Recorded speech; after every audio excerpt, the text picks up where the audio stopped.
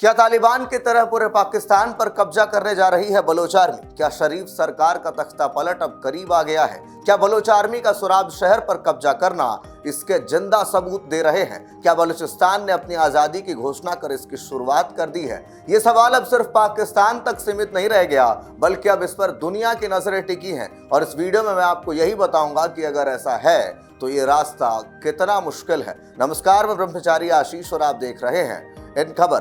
पाकिस्तान इन दिनों अंदरूनी कलह से परेशान है। यहाँ बलूचिस्तान और सिंध प्रांत खुद को अलग देश घोषित करने की मांग जोरों शोरों से कर रहे हैं। हर रोज पाकिस्तान की सड़कों पर हजारों लोग प्रदर्शन कर रहे हैं, जिससे यहाँ सिविल वॉर की आशंका बढ़ती जा रही है।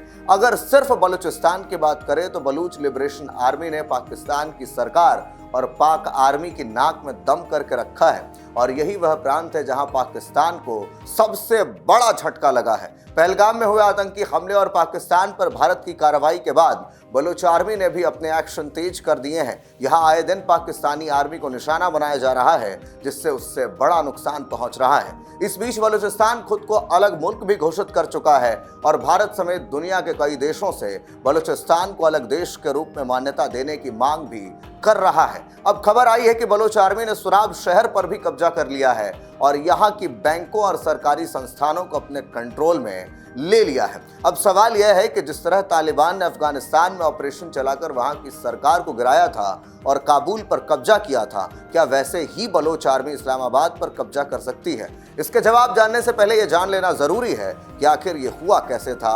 अफगानिस्तान पर तालिबान ने कब्जा कैसे जमाया? अफगानिस्तान में इस समय तालिबान का कब्जा है। तालिबान ने 2021 में अफगानिस्तान की सत्ता पर दूसरी बार कब्जा जमाया था। दरअसल 2021 में तालिबानी लड़ाकों ने अफगानिस्तान की अशरफ गनी सरकार के खिलाफ संघर्ष छेड़ा था। 6 अगस्त 2021 को तालिबान ने अफगानिस्तान की पहली प्रांतीय राजधानी को अपने कब्जे में ले लिया था।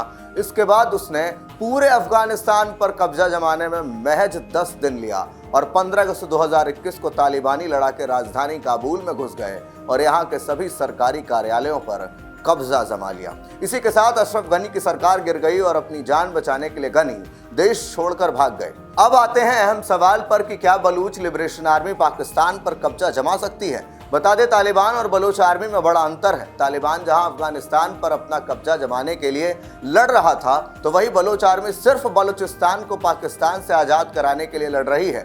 बलूच आर्मी का फोकस सिर्फ बलूचिस्तान और यहाँ की राजधानी क्वेटा पर है। इसके अलावा अफगानिस्तान की तुलना में पाकिस्तान की आर्मी कहीं ज्यादा सुसज्जित और रणनीतिक तौर पर भी मजबूत है। सबसे अहम बात है कि बलूच आर्मी को अंदरूनी तौर पर पाकिस्तान के किसी राजनीतिक दल का समर्थन भी नहीं प्राप्त है। इसके अलावा उनके हथियार की आर्मी के हथियारों की तुलना में कहीं नहीं टिकते।